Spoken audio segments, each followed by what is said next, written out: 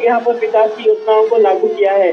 और हाल ही में विधानसभा चुनाव के बाद यहाँ पर सरकार बदल गई और अब कांग्रेस सरकार है। तो यहाँ बीजेपी विपक्ष है, अभी विपक्ष पार्टी है, तो बीजेपी लगातार ये हमला करती हुई नजर आती है सरकार पर कि कर्नाटक में विकास रुक गया है। हालांकि कर्नाटक के मुख्यमंत्री सिद्धरामैया बार बार प्रधानमंत्री या फिर केंद्र पर आरोप लगाते हैं कि उन्हें अपने शेयर का टैक्स वापस नहीं मिला और उन तक जो ड्रॉट यानी जो ड्रॉट का फंड आना था वो अभी तक नहीं आया। लेकिन विकास की बात अगर हम करें तो वो जो विकास हम देखते थे, जो डबल इंजन सरकार जब यहाँ पर थी, कर्नाटक में बोम्मई मुख्यमंत्री थे और केंद्र में प्रधानमंत्री नरेंद्र मोदी मिलकर यहाँ पर कई योजनाओं को उन्होंने लागू किया है। बैंगलोर ही नहीं बल्कि बैंगलोर में, मैसूर, यहाँ पर तमाम जगहों पर इंफ्रास्ट्रक्चर के प्रोजेक्ट इन्होंने यहाँ पर केंद्र सरकार ने लागू किए थे। ये जो है ये एक विजिबल डेवलपमेंट लाइन जो है यहाँ पर कर्नाटक में नजर आती है। और खासतौर अगर हम बैंगलोर की करें तो बैंगलोर में जो मछुआरे हैं उनके लिए जो बंदरगाह में जो नई सुविधा बनाई गई थी, कुलाई में जो नई सुविधा बनाई गई थी, जहाँ पर उन्हें बेहतर फिशिंग करने के लिए सुविधाएं हैं, उसके बाद इनमें से कई मछुआरों के लिए अपने व्यवसाय में कई लाभ मिलने लगा। और कई युवा जो हैं, इनके परिवार से जो युवा मछुआरे हैं उन्होंने भी अब फिशिंग को अपनाने की कोशिश करने लगे ताकि वो अपना व्यवसाय इसके साथ जोड़ सके। तो ये जो विकास की लहर मैंगलोर में प्रधानमंत्री ने लागू की थी, ये साफ नजर आता है। और आज जो लाभार्थी खड़े हैं सड़क के दोनों ओर, ये तमाम लाभार्थी इस बात के गवाह हैं कि मैंगलोर में कैसे विकास यहाँ पर कैसे हुआ है। और प्रधानमंत्री नरेंद्र मोदी ने जो करीब 1.5 साल पहले 3,800 करोड़ रुपए की विकास की योजनाओं को यहाँ पर लॉन्च किया था, जहाँ पर हर क्षेत्र के हर वर्ग के लोगों को इसका लाभ मिला है। और यही लाभार्थी जो है यहाँ पर आज प्रधानमंत्री का स्वागत करने के लिए खड़े हैं। तो जाहिर है बीजेपी को इसका लाभ जरूर मिलेगा। हालांकि कांग्रेस अपनी तरफ से अपनी 5 गारंटीज को लेकर चुनाव में प्रचार कर रही है, लेकिन विपक्ष जो है, बीजेपी जो विपक्ष है कर्नाटक में, लगातार कर्नाटक सरकार की जो 5 गारंटीज है उसने भी कई सारे जो खामियां हैं उसको लोगों के सामने रखा है। तो विकास वर्सेस 5 गारंटी की जो यहाँ पर जो नारा यहाँ पर लगा हुआ है लग रहा है कर्नाटक में, उससे ये साफ जाहिर होता है कि कर्नाटक के लोग देख रहे हैं कि विकास के जरिए कैसे प्रधानमंत्री नरेंद्र मोदी कर्नाटक को पूरे देश के एक डेवलपमेंट मैप का हिस्सा बनाना चाहते हैं और कैसे लगातार इस क्षेत्र में, खासकर करावली क्षेत्र में, कोस्टल रीजन में विकास की लहर यहाँ पर देखने को मिल रही है। आयशा, कर्नाटक को हमने देखा है कि पिछले 2019 के चुनाव में भी जब 25 सीटें भाजपा के खाते में आई, उस वक्त भी चुनौतियां तो तमाम थी लेकिन भाजपा उससे पार पाई। अब की बार की जो चुनौतियां हैं वो क्या कहती हैं, क्योंकि अब की बार भी कुछ टारगेट जो सेट किया गया है वो 28 से 28 सीटों का सेट किया गया है, तो क्या ऐसी चुनौतियां हैं जो अभी भी बीजेपी के सामने नजर आ रही है?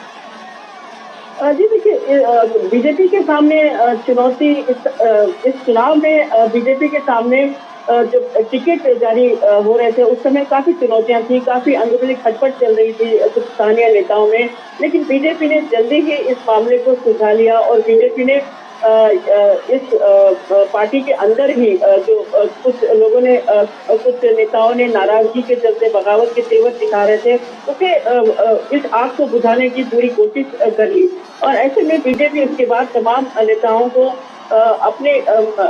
नेताओं को कॉन्फिडेंस में लिया है और उसके बाद बीजेपी अब यही उम्मीद कर रही है कि सब एकजुट होकर इस चुनाव का सामना करेंगे। और कर्नाटक में इस समय कांग्रेस सरकार है और कांग्रेस सरकार लगातार ये दावा कर रही है कि 5 गारंटीज के जरिए कर्नाटक में लोगों का विकास हुआ है और यही वजह है कि लोग 5 गारंटीज के चलते उन्हें वोट देंगे। तो ये देखना दिलचस्प होगा कि आने वाले दिनों में जो कर्नाटक की कांग्रेस सरकार की 5 गारंटीज हैं वो मोदी सरकार की जो विकास की लहर है उसके सामने कितने हद तक खरे उतरते हैं, क्योंकि प्रधानमंत्री नरेंद्र मोदी गारंटी की जब बात करते हैं तो आज ही उन्होंने कहा कि जब बीजेपी गारंटी की बात करती है तो वो इस बात की भी गारंटी देती है कि वो गारंटी पूरी होगी। तो ये जो गारंटीज वर्सेस गारंटीज की बात कही जा रही है, इसका इम्तिहान इस चुनाव में है और ये साफ हो जाएगा कि कर्नाटक सरकार जो 5 गारंटीज को लेकर इस चुनाव में मुद्दा बनाया है, इस चुनाव में अपने आप को अपनी तरफ से एडवांटेज मान रही है, उस पर कितने हद तक खरी उतरती है। लेकिन केंद्र सरकार की जो योजनाएं हैं और प्रधानमंत्री नरेंद्र मोदी का जो व्यक्तित्व है, जो शख्सियत है उनकी, जो एक कनेक्ट है लोगों के साथ, खासकर युवाओं के साथ, महिलाओं के साथ, और जो केंद्र सरकार की तमाम योजनाएं लोगों तक पहुंची है, इन तमाम योजनाओं का असर यहाँ पर ये जो लाभार्थी यहाँ पर आए हैं उनके इस स्वागत में नजर आ रहा है कि वो प्रधानमंत्री को करीब से देखने के लिए पहुंचे हैं और उनका तहे दिल से शुक्रिया अदा करने के लिए यहाँ पर खड़े हुए हैं। बिल्कुल आयशा, जैसा कि हम जानते हैं क्योंकि आज बीजेपी ने अपना मैनिफेस्टो भी जारी किया है और ज्ञान की उसमें सबसे साफ तौर पर बात की है, जिसमें गरीब, युवा और अन्नदाता और नारी शक्ति को प्राथमिकता दी है। ऐसे में जब हम दक्षिण भारत की बात करते हैं और साफ तौर पर कर्नाटक की बात करते हैं, वहाँ पर ये प्राथमिकताएं किस स्तर पर नजर आती हैं? देखिए, तमाम योजनाएं हैं, जो तमाम प्रधानमंत्री नरेंद्र मोदी की एम्पावरमेंट स्कीम है, ये दक्षिण भारत के तमाम राज्यों में नजर आती है। खास बात जैसे केरल में हमने हाल ही में देखा था, प्रधानमंत्री नरेंद्र मोदी का जो विमेन बिल था उसको लेकर प्रधानमंत्री नरेंद्र मोदी को धन्यवाद कहने के लिए जो 2.5 लाख से ज्यादा महिलाएं जुटी थी, ये साफ नजर आ रहा था कि तमाम एम्पावर्ड महिलाएं थी जो प्रधानमंत्री का धन्यवाद करने के लिए केरल में जुटी थी। और कर्नाटक में भी ये योजनाएं जो है जमीनी हकीकत है और यहाँ केंद्र सरकार की जो तमाम योजनाएं महिलाओं के लिए हो या फिर युवाओं के लिए हो या फिर खेल स्पोर्ट्स में हो, ये तमाम चीजें, खासकर स्पोर्ट्स इंफ्रास्ट्रक्चर में भी काफी कुछ केंद्र सरकार ने योजनाएं लागू की है। ये तमाम चीजें साफ नजर आती है और हमने देखा है कि कैसे प्रधानमंत्री नरेंद्र मोदी का जो विकास के वादे हैं वो लगभग 5 साल में, पिछले 5 साल में हर उस क्षेत्र में पूरे किए गए, हर उस क्षेत्र में खरे उतरते हुए नजर आए। और जैसे कि मैंने बताया, कुछ समय पहले तक, 1 साल पहले तक यहाँ पर बीजेपी की सरकार थी, राज्य में बीजेपी की सरकार थी, तो ये डबल इंजन सरकार मिलकर यहाँ पर कर्नाटक को एक प्रोग्रेस स्टेट के तौर पर आगे बढ़ाते गए हैं। तो ऐसे में बीजेपी अब इस विकास की लहर को बीजेपी अब जाहिर है इस चुनाव में लोगों के सामने रख रही है और लोग इसे जज करेंगे। ये साफ हो जाएगा 4 तारीख को जब नतीजे आएंगे कि कर्नाटक में किसकी गारंटी में ज्यादा दम है, कर्नाटक सरकार के पास गारंटी में या फिर मोदी सरकार की तमाम वो गारंटीज जिसको पूरा करने की गारंटी खुद प्रधानमंत्री नरेंद्र मोदी करते हैं। जी आयशा, आप बने रहिए हमारे साथ विनोद जी भी जुड़ गए हैं। विनोद जी, दक्षिण भारत में साफ तौर पर हम देखें तो प्रधानमंत्री नरेंद्र मोदी का समूचे भारत में तो फोकस था ही, दक्षिण भारत उसमें अहम कड़ी इसलिए भी जुड़ जाता है क्योंकि सांस्कृतिक और जो विरासत उसको संजोने का, उसको संवारने का, उसको निखारने का काम भी प्रधानमंत्री नरेंद्र मोदी ने किया था। ये जो अटूट बंधन दक्षिण भारत के साथ प्रधानमंत्री नरेंद्र मोदी का बना, ये जो जन सैलाब आज हम देख रहे हैं, ये उसी की वानगी है। देखिए, अभी हमारे आयशा जी बता रही थी, हमारे बहुत सीनियर रिपोर्टर हैं बेंगलोर से, आप देखिए कि जो अपना ग्राउंड कनेक्ट बता रही थी, अभी तक मैं भी सुन रहा था जी कि ये अद्भुत जो है। और अभी आप उनकी जो बात मैं सुन रहा था तो गारंटी की बात कर रही थी। आज ही पीएम मोदी ने संकल्प पत्र बीजेपी का रिलीज किया है जी। तो आपको ये देखना पड़ेगा कि जनता में जो ये विश्वास और ये ललक जो है वो नेता की बात पे किस तरह से होती है। तो वो आजमाया हुआ विश्वास होता है। आप जब जाएंगे वहां फील्ड में काम करने के लिए तो वो लोग पूछेंगे कि मोदी ही क्यों, तो आपको बताएंगे कि मोदी आजमाया हुआ है। तो ये जो चीजें जो बता रही थी ऐसा जी, तो आप इस चीज को समझिए कि आज जो पीएम मोदी ने जो संकल्प पत्र बीजेपी का रखा है वो एक व्यवहारिक बातों को लेके जब उन्होंने कहा है तो जनता ने उसको आजमाया है ग्राउंड पे। तो जाहिर सी बात है कि लोगों की जो ललक है वो उत्सुकता है अपने नेतृत्व के लिए बनता है। और जब बेंगलुरु की बात आप कर रहे होंगे, जो दक्षिण में आप कर्नाटक में जो बीजेपी का जो आप ये देख रहे हैं उत्सुकता, ये बीजेपी के लिए आज कोई नया नहीं है, ये बहुत वर्षों पुराना बीजेपी का उस इलाकों में एक अपना आधार रहा है। एक उस पे बहुत कठिन आप कह सकते हैं कि उसमें कार्यकर्ताओं का, वहाँ के लोकल लीडरशिप का एक बड़ा कंट्रीब्यूशन रहा है। इस दौर में पीएम मोदी ने जो अभी ये बता रहे थे, ये कोस्टल इलाका है और उसमें मछुआरों को लेके जो फोकस काम पीएम मोदी ने किया है, उस समाज को, जिस समाज को अभी तक हाशिए पे पड़ा हुआ समाज था, उसको लेके जब आप मेन स्ट्रीम में आते हैं, उसकी चर्चा मेन स्ट्रीम में होती है, उसका इकोनॉमिक लेवल बढ़ता है, अपलिफ्टमेंट होता है सोसाइटी में, तो जाहिर सी बात है कि वो सोसाइटी आपको रेसिप्रोकेट करता है।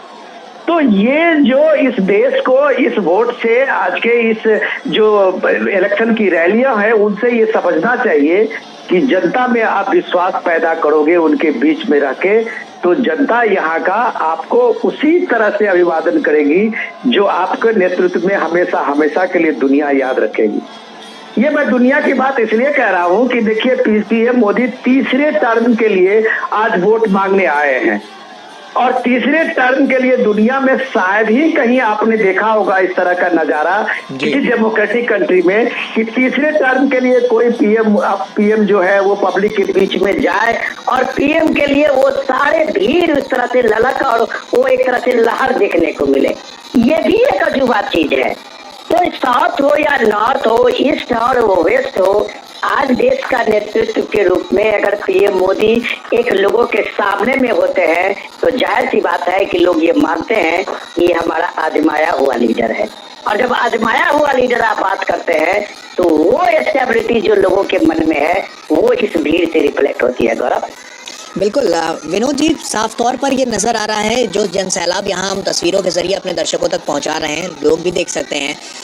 हम अगर बात करें तो भाजपा के सामने जो हम चुनौतियों की बात करते हैं, तो दक्षिण भारत में भी हम कह सकते हैं, क्योंकि कर्नाटक ये वहाँ पर प्रवेश द्वार के तौर पर देखा जाता है। और बीते 2019 के चुनाव में हमने देखा कि 28 में से 25 सीटें भाजपा लेकर आई।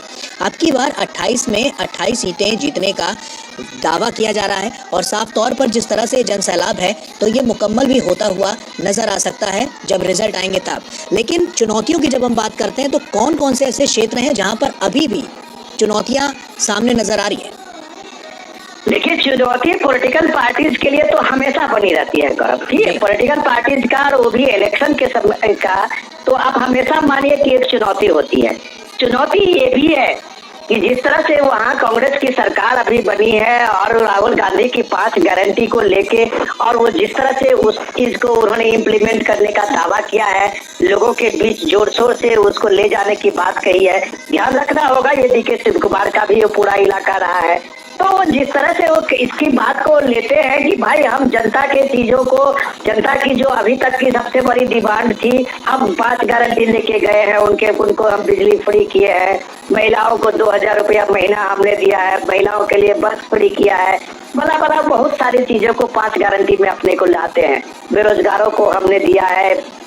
लेकिन ये बात हमें समझनी पड़ेगी, जब आपने इतना दिया है, तो फिर बेंगलुरु में मैं देख रहा था, ऐसा जी बेहतर बताएंगे, कि बेंगलुरु में अभी सिद्धरामैया चीफ मिनिस्टर 3 दिन से लगातार कैंप किए हुए थे, और वो कैंप करने का उनका ये था, ऑब्जेक्टिव ये था कि कई सीटें ऐसे हैं जो लगातार 2004-2009 से कांग्रेस वहां आ ही नहीं पाई है।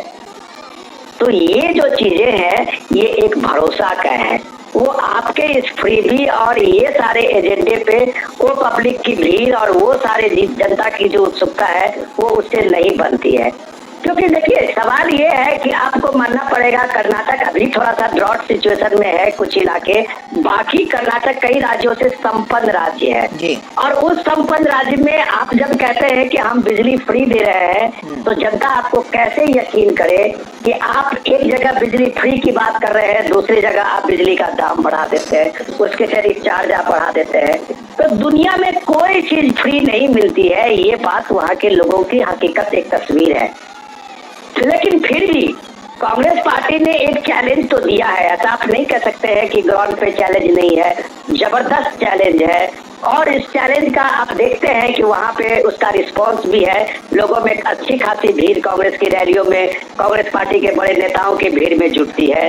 लेकिन भीड़ जुटना एक अलग बात होती है, भीड़ की जो ललक है भीड़ की जो उत्सुकता है, जो आप इन तस्वीरों में देखते हैं, भीड़ के चेहरों में जो चीयर्स है, वो शायद यहाँ अभी इस देश में शायद ही कम लीडर को मिले। इसलिए नरेंद्र मोदी के जब आप जाते हैं किसी इलाके में, चाहे वो उत्तर हो, पूरब हो, पश्चिम हो, चाहे वो लक्षद्वीप हो, चाहे वो कन्याकुमारी हो, पीएम के रोड शो में आप जो उस जननायक की वो तस्वीर देखते हैं, ये एक अद्भुत नजारा है जो इस देश में वर्षों बाद एक राष्ट्रीय नेतृत्व के रूप में पीएम एक चेहरा बनने में कामयाब हुए हैं। बिल्कुल विनोद जी, आप बने रहिए हमारे साथ। आयशा खानम हमारी सहयोगी हमारे साथ जुड़ी हुई हैं।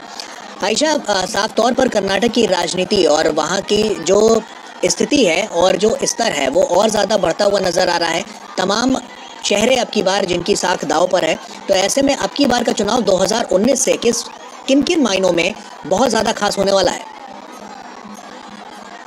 देखिए, इस बार सबसे बड़ी चुनौती ये रहेगी कि कर्नाटक में जो अभी हम प्रीवियस की बात कर रहे हैं, 5 गारंटीज की बात कर रहे हैं, ये कितने हद तक लोगों तक पहुंची है और कितने हद तक लोग सिर्फ स्वीकार कर चुके हैं, कितने हद तक ये 5 गारंटीज जो है, 5 गारंटीज का कार्ड जो कांग्रेस सरकार इस्तेमाल करती है, वो कितने हद तक ये कार्ड चल रहा है। और दूसरी तरफ प्रधानमंत्री नरेंद्र मोदी गारंटी इस बात की देते हैं कि वो लोगों को एम्पावर करते हैं, सोशल स्कीम्स के जरिए, वेलफेयर स्कीम्स के जरिए उन्हें लागू करते हैं और उन्हें अपने पैरों पर खड़ा होने के लिए उन्हें एम्पावर करते हैं। तो ये गारंटी वर्सेस केंद्र सरकार की जो गारंटीज है, ये दोनों के बीच में कड़ा मुकाबला है। तो इसमें ये देखना दिलचस्प होगा कि आने वाले दिनों में जो चुनाव के जब नतीजे सामने आएंगे, इसमें ये साफ नजर आएगा कि कौन सी गारंटीज को लोग ज्यादा मानते हैं, किन गारंटीज पर लोग ज्यादा भरोसा करते हैं। क्योंकि केंद्र सरकार की जो गारंटीज हैं उसे वो महज कोई पोस्ट प्रीवियस नहीं है। इसमें लोगों को एजुकेशन, चाहे वो लड़कियों के लिए एजुकेशन की बात हो, महिलाओं के लिए उन्हें सशक्त करने की बात हो, मुस्लिम माइनॉरिटी कम्युनिटी के लिए ट्रिपल तलाक की बात हो, ये तमाम चीजें जो है ये एक समाज को मजबूत बनाने की कोशिश है। जबकि फ्री बीज, जबकि गारंटीज हैं, वो कहीं ना कहीं लोगों को कुछ हद तक के आसानी से मिलने वाली चीजें लगने लगी हैं।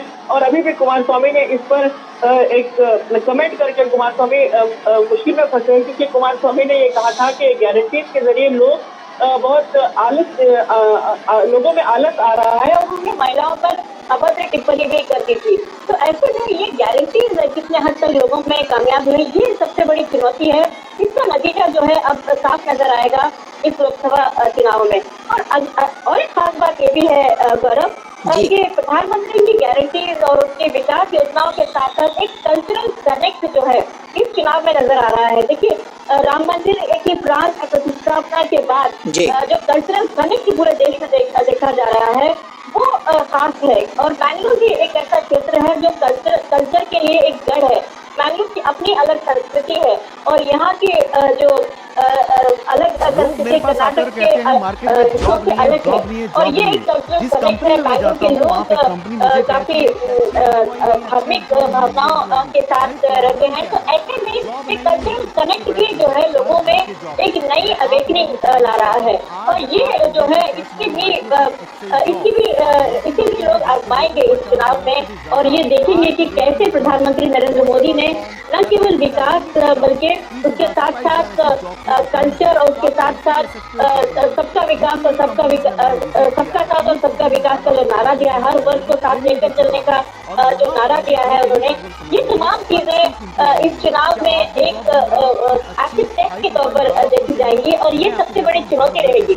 और जैसे कि आप अभी पूछ रहे थे ज्योति से कि इस चुनाव में बीजेपी के लिए चुनौतियां क्या है, तो ये खास रहेगा कि बीजेपी कोशिश करेगी कि ओल्ड मैसूर क्षेत्र में ज्यादा से ज्यादा सीटें जीत सके। ओल्ड मैसूर क्षेत्र में 8 सीटें हैं, तो बीजेपी इन तमाम 8 सीटों को जीतना चाहती है। और बीजेपी अगर यहाँ पर 8 सीटों पर विजय हासिल कर लेती है तो बीजेपी के लिए फिर बैंगलोर जो कोस्टल इलाका है, बीजेपी का जो गढ़ है, यहाँ पर 4 सीटें जीतना आसान हो जाएगा। तो 10 सीटें बीजेपी के हाथ में है और 28 में से अगर हम बात करें तो बीजेपी अगर इस बात को लेकर कैलकुलेशन विश्लेषण कर रहे हैं बीजेपी के एनालिस्ट, बीजेपी के पार्टी कार्यकर्ता, तो उनके सामने ये साफ नजर आता है कि ये तमाम चीजें उनके लिए आसान हो जाएगी। और उसके अलावा उत्तर कर्नाटक है जो सेकंड फेज में सेकंड फेज में वोटिंग होगी, तो यहाँ पर उत्तर कर्नाटक में भी कास्ट इक्वेशन के आधार पर बीजेपी ने काफी कुछ चेंजेस भी लाए हैं, काफी कुछ बदलाव किए हैं कैंडिडेट्स की लिस्ट में। और जैसे कि मैं आपको बता रही थी कि मैंगलोर में बीजेपी ने पहली बार एक युवा चेहरा जैसे ब्रिजेश चोटा है उन्हें मैदान में उतारा है। तो ये बीजेपी के लिए चुनौती है कि युवाओं को ज्यादा से ज्यादा बीजेपी आजमाने की कोशिश करे। आपकी बार के चुनाव युवा चेहरा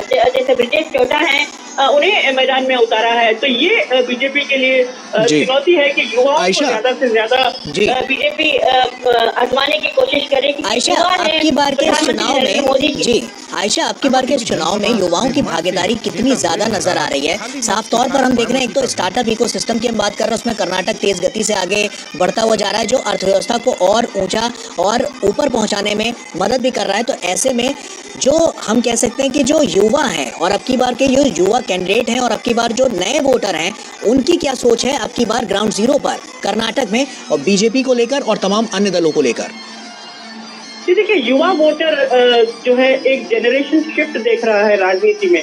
युवा वोटर जो पहले बार मतदान करेंगे, इन्होंने मोदी के 10 साल को देखा है, तो जाहिर सी बात है इनमें वो जनरेशन शिफ्ट नजर आ रहा है।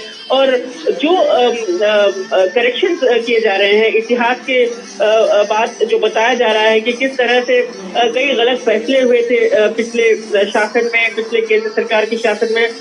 उदाहरण के तौर पर कच्चतीबू की बात जब हम करते हैं तो किस तरह से एक गलत फैसले के चलते एक अहम अजीब घंटा जो है वो श्रीलंका को चला गया। तो ये जो है युवाओं को इस बात की अब समझ है, वो जज करने लगे हैं क्योंकि ये एक नया जनरेशन है और वो समझते हैं राजनीति को, वो प्रैक्टिकल हैं और वो महज भावनाओं के आधार पर अपना वोट नहीं देना चाहते। तो जाहिर है युवाओं के लिए जो बीजेपी जो विकसित भारत की बात करता है, जो एम्पावरमेंट की बात करती है बीजेपी, की तमाम चीजें युवाओं को काफी लाभदायक नजर आती हैं। देखिए, जो फ्री बस स्कीम की बात हम करते हैं कर्नाटक सरकार की, इनमें से हर इलाके में फ्री बसेस हैं, लेकिन कई छात्र हैं, कई युवा छात्र हैं जो मानते हैं कि फ्री बस सर्विस की वजह से उन्हें कई मुश्किलों का सामना करना पड़ता है क्योंकि बसेस भरी हुई जाती हैं, उनके कॉलेज के सामने बस रुकती नहीं। तो ये युवा हैं जो वो जानते हैं कि फ्री फीस यानी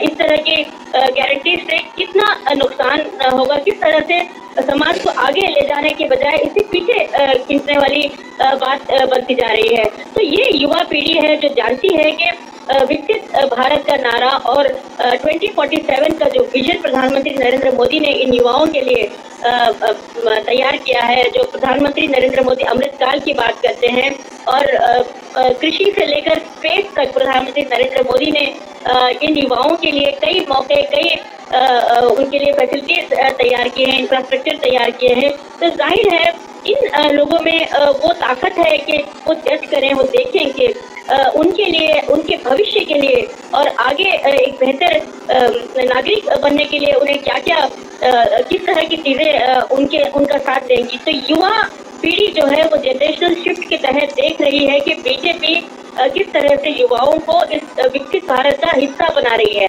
प्रधानमंत्री नरेंद्र मोदी युवाओं को न्यू इंडिया की नींव मानते हैं। हमेशा से जब भी वो संबोधित करते हैं युवाओं को, चाहे वो खेल में हो, चाहे वो कल्चरल फील्ड में हो, फिल्म इंडस्ट्री में हो, प्रधानमंत्री नरेंद्र मोदी हमें उनकी हर योजना का हिस्सा युवा होते हैं। और उसके अलावा महिलाएं, खासकर महिलाएं जो है वो अब बढ़ चढ़कर राजनीति में हिस्सा ले रही हैं। महिलाएं अब डिसीजन मेकर्स हैं।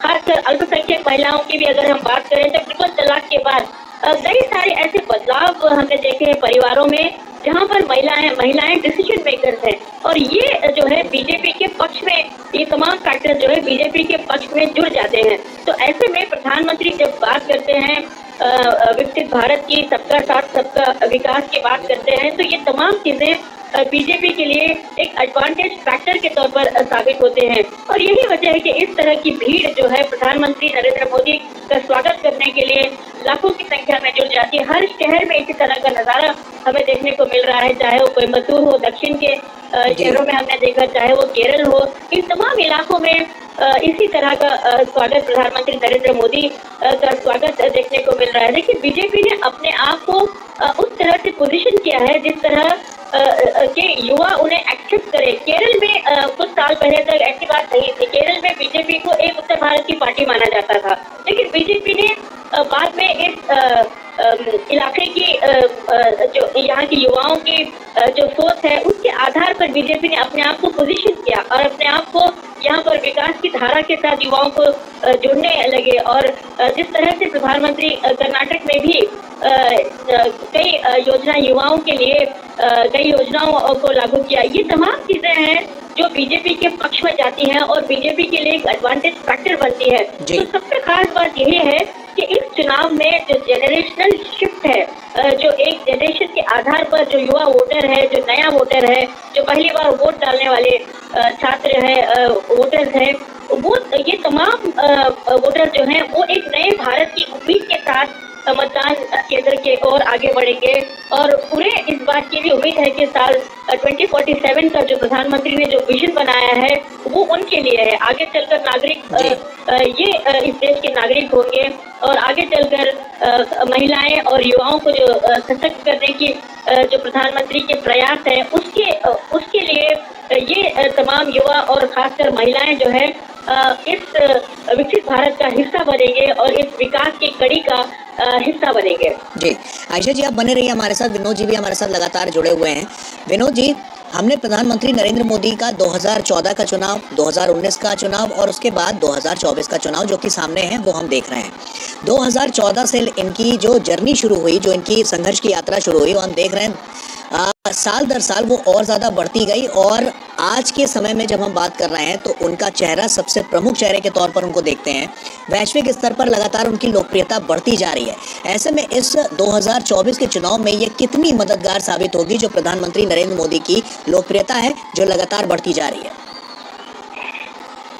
देखिए, सबसे इम्पोर्टेंट चीज ये है, अभी मैं सुन रहा था ऐसा जी का कि देखिए ये कोस्टल इलाके में आप देखिए बीजेपी आज की नहीं है, जहाँ तक मुझे याद है 91 से बीजेपी यहाँ के 3 सीट पे लगातार जीतती रही है जी। उसके बाद बीजेपी का जो है वो फैलाव उत्तर कर्नाटक के तरफ हुआ था और वहाँ 2004 से आप देखिए कि बीजेपी ने अपनी पार्टी बनाई है और उसके बाद वहाँ पे सीटें बीजेपी की बढ़ती चली गई थी। तो ये जो ग्राउंड कनेक्ट है ये बीजेपी का बहुत पुराना है जी। और उसके साथ में वहाँ के लोग और वहाँ के युवाओं के साथ जो जुड़ाव है, जो कल्चरल एस्पेक्ट की बात आपको विस्तार से अभी आयशा जी ने बताया, बहुत शानदार तरीके से उन्होंने चीजों को समझाया है। वो सबसे इम्पोर्टेंट चीज है कि इसमें ये समझने की बात जो आज हम देख रहे हैं कि कुलवर्गी के सांसद रहे हैं, हमेशा लड़ते रहे हैं मल्लिकार्जुन खड़गे जो पार्टी के अध्यक्ष है जी। और मल्लिकार्जुन खड़गे इस बार मैदान में नहीं है। तो मल्लिकार्जुन खड़गे सेनापति हैं, कांग्रेस पार्टी के राष्ट्रीय अध्यक्ष हैं और वो अपने खुद चुनाव नहीं लड़ रहे हैं बल्कि अपने बदले में अपने दामाद को वहां से टिकट दिलवाया है। तो आप ये सोचिए कि इसका डेफिनेटली एक इम्पैक्ट होता है जब सेनापति खुद जो कमांड चीफ होता है पार्टी का और वो चुनाव में नहीं होता है। जैसे तरह से आप ये देखिए कि सोनिया गांधी इस बार चुनाव नहीं लड़ रही है, वो भी राज्यसभा पहुंच गई है जी। तो यूपी में देखिए उसका क्या इम्पैक्ट होता है। तो ये जो परसेप्शन बनता है वो सिर्फ नैरेटिव से नहीं बनता है। वो परसेप्शन आप अपना नैरेटिव तब बनाते हैं जब आप लोगों के बीच में जाते हैं। तो बीजेपी का जो कमांडर के रूप में नरेंद्र मोदी एक लीडरशिप को लेके अगर लोगों के बीच में जाते हैं तो ये खुद इलेक्शन लड़ रहे हैं और वो अपने साथ में छोटे बड़े सभी कार्यकर्ताओं को इस जंग में, इस लड़ाई में वो एक साथ लेके चलते हैं। तो ये जो लीडरशिप का कनेक्ट है वो आपको बेंगलुरु में भी दिख रहा है या देश के किसी भी हिस्से में दिखता है। जब बात आप पूछ रहे थे 2014 से लेके और लगातार, तो इस चीज को देखिए कि इस देश में ये पहली बात भी मैं चर्चा इस बात को कर चुका हूँ कि जो लगातार जो मिलीजुली सरकार का ये दौर रहा है देश में 30 साल, लगभग 2 पीढ़ी के लोग कम से कम इस चीज को देख चुके हैं इस देश में कि मिलीजुली सरकारों का हाथ क्या होता है। और एक बार अगर एक स्टेबल गवर्नमेंट उसके सामने में होती है तो नरेंद्र मोदी के गवर्नमेंट में 2014 के बाद आप देखिए कि जितने बड़े फैसले लिए गए हैं वो इस दौर की कहानी है। चाहे आप one nation one tax GST का कर लीजिए, या आर्टिकल 370 का स्कैप देख लीजिए हटने का, या आप राम मंदिर, भव्य राम मंदिर में रामलला विराजमान, ये पहली बार 500 साल के बाद राम मंदिर में रामलला के रामनवमी का एक भव्य समारोह होने जा रहा है। ये ऐसे अनगिनत ऐसे बदलाव है। जो ये ट्रिपल तलाक की बात कर रही थी, क्या किसी भी देश, इस देश में क्या संभव था मिलीजुली सरकार से कि ट्रिपल तलाक के इशू पे कोई सरकार फैसला ले ले? तो ऐसे जितने भी आप देख रहे हैं, सामाजिक सुधार की बात हो या कानूनी प्रक्रिया में, आप देख लीजिए कि इस बार पूरे कानून के आईपीसी का जो ये कानून था, अंग्रेजों का जो कानून था, उसको रद्दो बदल करके एकदम इंडियनाइज्ड कानून देश के सामने में है। Legal process, criminal process, criminal justice process, अब उसको भारतीय न्याय व्यवस्था बनाया गया है। तो ये सारे बदलाव इस देश ने तब देखा है जब इस देश ने एक स्टेबल गवर्नमेंट देखा है। एक मजबूत सरकार और स्थिर सरकार की बात क्या होती है, ये हमारे पीढ़ी और इसके बाद की जो पीढ़ी है वो 2014 से देखा है। तो आप मिलीजुली सरकार का एक्सपीरियंस भी लोगों के सामने में है 2013 तक में और उसके बाद का। तो वो जब लोगों के सामने में होता है तो एक बार जरूर इन फ्रीबी और इन सारे एजेंडा से हटके लोग अपनी स्थिर सरकार और मजबूत नेतृत्व की ओर जब देखते हैं, तब नरेंद्र मोदी चाहे देश के किसी भी हिस्से में हो, भीड़ क्या जो उल्लास है, जो चीयर्स है, जो अभिवादन है, वो ऐसे ही मिलता है। ये अलग बात है कि पॉलिटिकल पार्टी, ये राजनीति है, सत्ता के लिए हर पॉलिटिकल पार्टी का अपना संघर्ष होता है, हर पार्टियां चाहती है कि वो सत्ता में आए, ये उनका अपना एक हक भी बनता है।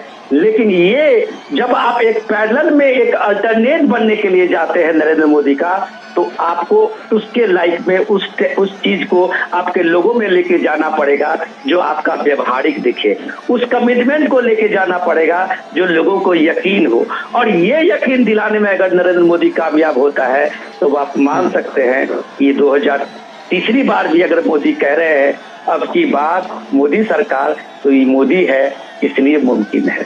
बिल्कुल। सांस्कृतिक पहलुओं पर भी अगर हम जोर दें तो हमने देखा है कि सेंगोल से लेकर तमिल संगमम तक ये भी तमाम जो इम्पोर्टेंट फैक्टर्स रहे हैं, ये अब की बार के चुनाव में खासा प्रभाव डालते हुए नजर आएंगे। विनोद जी, डेफिनेटली देखिए, ये उत्तर दक्षिण की जो बात हम लोग जब कभी करते हैं, ये एक फेक नैरेटिव से इस देश में बरसों तक इस चीज को रखा गया था। ये जितने रीजनल पार्टियां हैं उनका अपना अपना एक जो नैरेटिव रहा है, कभी एंटी नॉर्थ नैरेटिव है, कभी एंटी हिंदी नैरेटिव है, और ये नैरेटिव को लेके वहाँ पीढ़ी दर पीढ़ी जो है वहाँ की रीजनल पार्टियां अपने जनरेशंस को लाते रहे हैं पॉलिटिक्स में। ये भी इस दौर का कमाल है कि जब आप देखते हैं कि काशी तमिल संगमम का में आप जब साउथ इंडिया तमिलनाडु के वो सारे लोग जब काशी पहुंचते हैं, तमिल के अपनी वो भव्यता को वहां पे देखते हैं, अपनी वो पुरानी संस्कृति को वहां पाते हैं, तब जाके उनको लगता है कि अभी तक उत्तर दक्षिण की जो एक खाई बनाई गई थी वो नकली थी।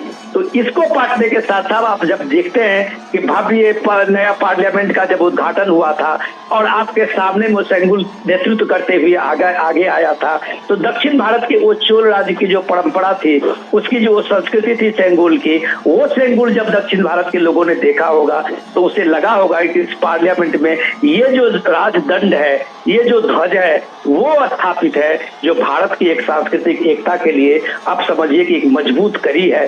तो इतने सारे चीजें प्रयास होना अभी बाकी था। हम लोग पिछले दिन बात कर रहे थे तमिलनाडु में जब पीएम का रोड शो था, तो हम देखिए ये देश में कैसे नैरेटिव का था। कांग्रेस की वहां सरकारें थी, लगातार कांग्रेस की सरकारें तमिलनाडु में थी, लेकिन अगर ये कांग्रेस वहां 50 साल बाद भी अभी लौट नहीं पाई है तो उसकी वजह ये है कि वो या लगातार डीएम के भरोसे या कभी एआईडीएम के भरोसे वहां अपने सब पार्टियों की वहां गतिविधि और इलेक्शन का फॉर्मेलिटी पूरा करती है। लेकिन नरेंद्र मोदी अगर 2024 में बीजेपी को लेके, अगर वहां एक बीजेपी एक पार्टी को लेके 9 छोटी बड़ी पार्टियों के साथ में वहां नवरत्ना बना के लड़ने के लिए तैयार है और डीएमके को कड़ा मुकाबला देने के लिए तैयार है आज, ये बात तो कभी कांग्रेस भी कर सकते थे, कांग्रेस के नेतृत्व भी कर सकते थे। लेकिन अगर वो यही यूपी में कर सकते थे, बिहार में कर सकते थे, लेकिन लीडरशिप अगर इस तरह से ये इंडिया गठबंधन जैसे गठबंधन, यूपीए गठबंधन जैसे गठबंधन लेके सिर्फ अगर ये फॉर्मूला पे काम करती रहेगी, ये नेतृत्व की अगर पूरी फिलोसफी कि ये हमको सिर्फ मोदी को रोकना है, बीजेपी को रोकना है, तो शायद इस देश में अब इस चीज को बेईमानी लोग मानते हैं। लीडरशिप को कम से कम मोदी के पैरेलल में वो नेतृत्व देना होगा, तभी शायद मुझे लगता है कि देश एक फैसला लेने के हक में होगा। गौरव जी, विनोद जी अब बने रहिए हमारे साथ। आयशा खानम हमारी सहयोगी हमारे साथ लगातार जुड़ी हुई हैं। आयशा, ग्राउंड जीरो पर जब हम देख रहे हैं तो कार्यकर्ताओं में किस तरह का जोश नजर आता है, क्योंकि साफ तौर पर 2019 में हमने 25 सीटें देखी और अब की बार 28, तो कहीं ना कहीं जो दारोमदार है वो कार्यकर्ताओं के ऊपर है और अब की बार उनको और ज़्यादा कोशिश करनी है कि 28 में से 28 सीटें आ पाए। किस तरह की रणनीति? बिल्कुल, ग्राउंड लेवल पर अगर हम देखें तो बीजेपी की इस बार की रणनीति कर्नाटक में रंग लाती हुई नजर आ रही है। इस बार बीजेपी ने जेडीएस के साथ हाथ मिलाया है और जेडीएस के साथ अलायंस है यहाँ पे। तो ये जो है एक कास्ट इक्वेशन के तहत अगर हम देखें तो वोकलिगा समुदाय जिसमें जो जेडीएस पार्टी का ज्यादातर उसमें डोमिनेशन है, तो ये जो वोकलिगा कास्ट के वोट हैं वो बीजेपी की तरफ शिफ्ट हो सकते हैं।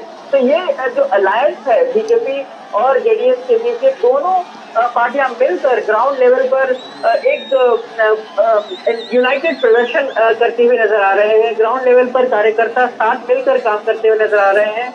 कई आला नेता जो है मिलकर कैंपेन करते हुए नजर आ रहे हैं। आज भी हमने देखा प्रधानमंत्री नरेंद्र मोदी और पूर्व प्रधानमंत्री देवेगौड़ा ने मिलकर प्रचार किया। मैसूर क्षेत्र में कुमार स्वामी मौजूद थे इस वक्त। तो ये जो अलायंस की रणनीति बीजेपी ने बनाई है, ये बीजेपी के लिए काफी फायदेमंद साबित हो सकती है, क्योंकि बीजेपी के पास जो वोकलिगा वोट बेस है ओल्ड मैसूर रीजन में, वो बीजेपी की तरफ शिफ्ट हो सकता है। तो सबसे बड़ी बात है, क्योंकि अलायंस के तहत देखें तो हम जेडीएस के लिए बेहद जरूरी था बीजेपी के साथ जुड़ना, क्योंकि जेडीएस की पहचान के लिए, क्योंकि हाल ही में विधानसभा चुनाव में जेडीएस का प्रदर्शन इतना खराब रहा कि जेडीएस के अस्तित्व पर सवाल खड़े हो गए थे।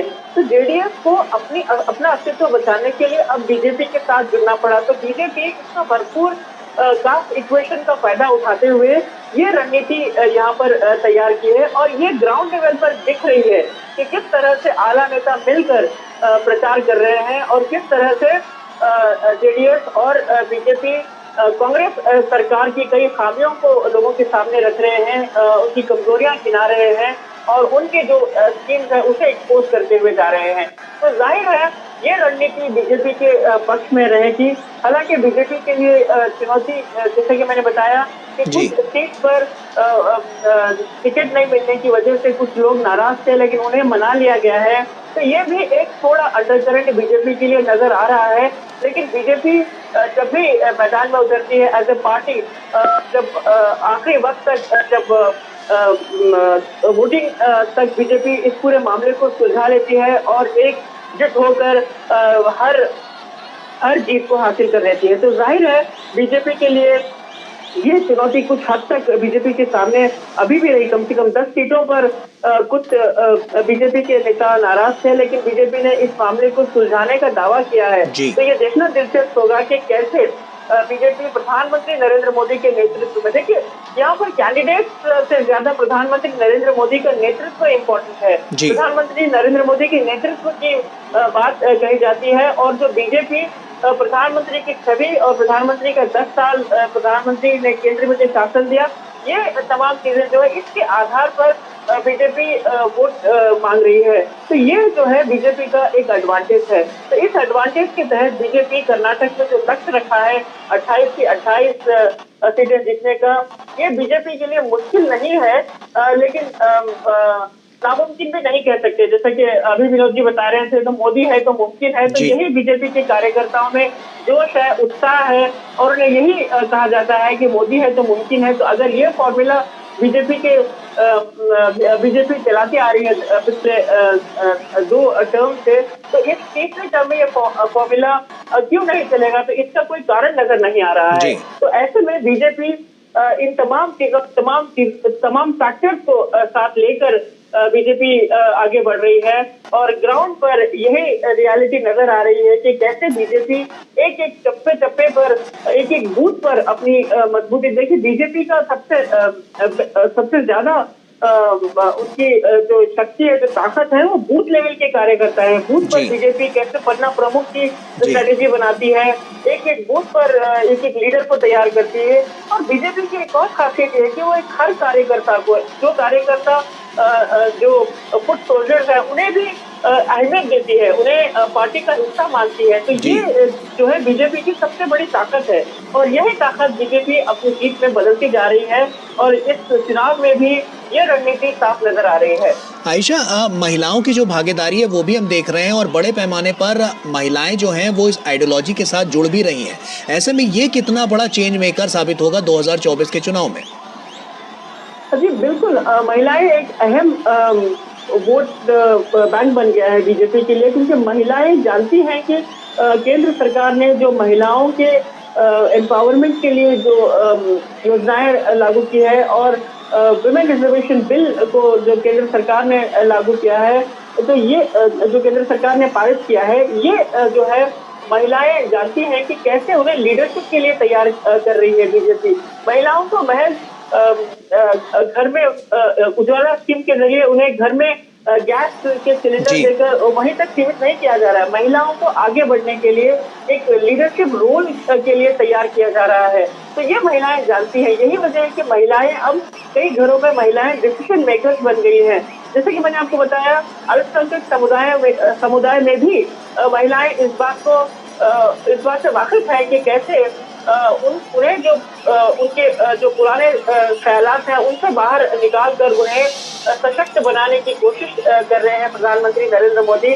और इस बात की एक्सेप्टेंस हर वर्ग की महिला, हर क्षेत्र की महिलाओं में साफ नजर आ रही है। तो ये बीजेपी की एक ताकत है, बीजेपी की एक शक्ति है और बीजेपी इन तमाम चीजों पर निर्भर है और बीजेपी को इस बात का आश्वासन भी है कि ये जो तमाम जो फैक्टर्स है, जो तबका है, महिला हो या फिर लाभार्थी तबका हो या युवा तबके, तमाम जो तबके हैं वो बीजेपी के पक्ष में बीजेपी को वोट देंगे। तो इसी कॉन्फिडेंस के साथ बीजेपी वोट मांगने के लिए इस तरह के रोड शो करती है। प्रधानमंत्री नरेंद्र मोदी की जो छवि है, उनकी जो शख्सियत है, उसको के साथ जुड़ जाते हैं, लोगों के साथ उनका कनेक्ट होता है। तो ये जो है बीजेपी की कामयाबी का मंत्र बनता हुआ जा रहा है और ये जो है जाहिर सी बात है, इतिहास में आगे चलकर ये मोदी मंत्र बनेगा और बीजेपी इस मंत्र को अपनी जीत के लिए आगे भी स्ट्रैटेजी का हिस्सा बनाती रहेगी। बिल्कुल, आयशा बनी रही हमारे साथ। विनोद जी भी लगातार हमारे साथ जुड़े हुए हैं। विनोद जी, एक आकलन करना भी ज़रूरी है कि आज हमने देखा कि बीजेपी का मैनिफेस्टो सामने आया, साथ ही साथ हमने और भी जो पार्टियां हैं और साफ तौर पर क्षेत्रीय पार्टी जो इंडी गठबंधन में हैं, उनके भी अलग अलग मैनिफेस्टो देखे। तो ऐसे में सवाल ये उठता है कि अगर इंडी गठबंधन बन रहा है तो एक विचारधारा होनी चाहिए, लेकिन वहाँ जो बिखराव की स्थिति है वो अब की बार के चुनाव में खासतौर पर अगर हम देखें तो वो कितना बड़ा अलग डिफरेंस क्रिएट करती हुई नजर आएंगी। देखिए गौरव, हम लोग बात कर किए हैं इस पे पहले भी कि कोई पॉलिटिकल पार्टी फ्रीबी को लेके और गारंटी को लेके अगर कुछ बातें करती है तो उसमें अभी मामला सुप्रीम कोर्ट में भी है, इलेक्शन कमीशन की तरफ से आया था, लेकिन इलेक्शन कमीशन ने साफ कहा था कि पीपुल्स रिप्रेजेंटेशन एक्ट जो है 1951 का, उसमें ऐसा कोई प्रावधान नहीं है जो किसी पॉलिटिकल पार्टीज को घोषणा करने से रोकती है। तो अगर ऐसा नहीं है तो फिर तेजस्वी यादव के भले ही अभी एक भी लोकसभा के में सांसद नहीं है, लेकिन अगर वो 2024 के इलेक्शन में आए हैं तो उनको ये घोषणा करने में कोई दिक्कत नहीं है कि हर बहनों को 1 लाख रुपया देंगे। उनको ये घोषणा करने में कोई दिक्कत नहीं है कि हम ओपीएस लागू कर लेंगे। तो अब सवाल ये है कि उनको ये नहीं कोई पूछ रहा है कि भाई ओपीएस लागू कर लेंगे आप, तो कैसे कर लेंगे, ये उनका टेंशन नहीं है। उनको घोषणा करना है। तो 25 गारंटी भी राहुल गांधी के कमोबेश वही है कि वो 5 न्याय 25 गारंटी उनको घोषणा करना है और उन्होंने घोषणा किया है।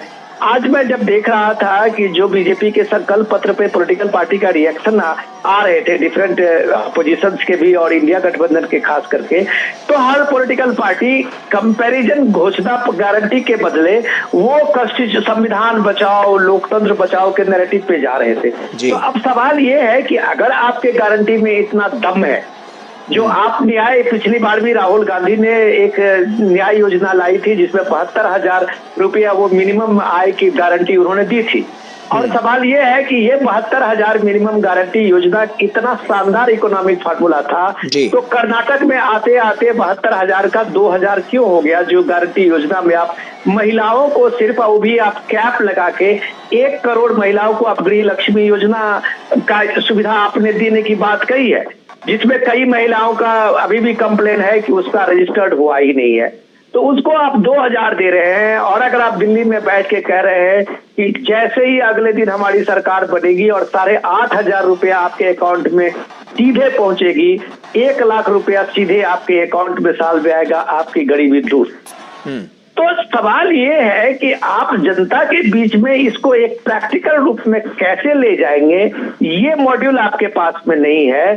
तो शायद जनता आप शायद इस बात को मानने के लिए तैयार नहीं है, क्योंकि ये पास भी अगर आपने ओपीएस लेके इलेक्शन हिमाचल में लड़ा और जीता, आपने कर्नाटक में ओपीएस को लेके आए और इलेक्शन जीता, लेकिन ओपीएस ना आपने कर्नाटक में लागू किया न हिमाचल में लागू किया, और 2024 के मैनिफेस्टो में आपने ओपीएस पे चर्चा ही बंद कर दी। तो रीजनल पार्टी में अगर अखिलेश यादव ओपीएस दे रहे हैं या फिर तेजस्वी यादव ओपीएस दे रहे हैं, तो इसका क्या मतलब होता है? लेकिन सवाल यही उठता है जी सवाल यही मैं बताता हूँ जी इम्पोर्टेंट चीज बात यह है कि राहुल गांधी यही गारंटी पे नहीं रुकते हैं। जब वो आते हैं सामाजिक न्याय की बात करके, जो कांग्रेस शायद पहली बार इस तरह के मैनिफेस्टो का ये किया होगा, और जब वो आते हैं सामाजिक न्याय में की जाति गणना, तो शायद उनके लिए कर्नाटक, इसी कर्नाटक में उदाहरण है कि 2017 की जाति गणना की रिपोर्ट जो है वो रखे आपने इतने सालों के बाद दूसरी सरकार सिद्धारमैया की आई हुई थी, और भारी हिलोहज्जत के बाद उसने कमीशन की रिपोर्ट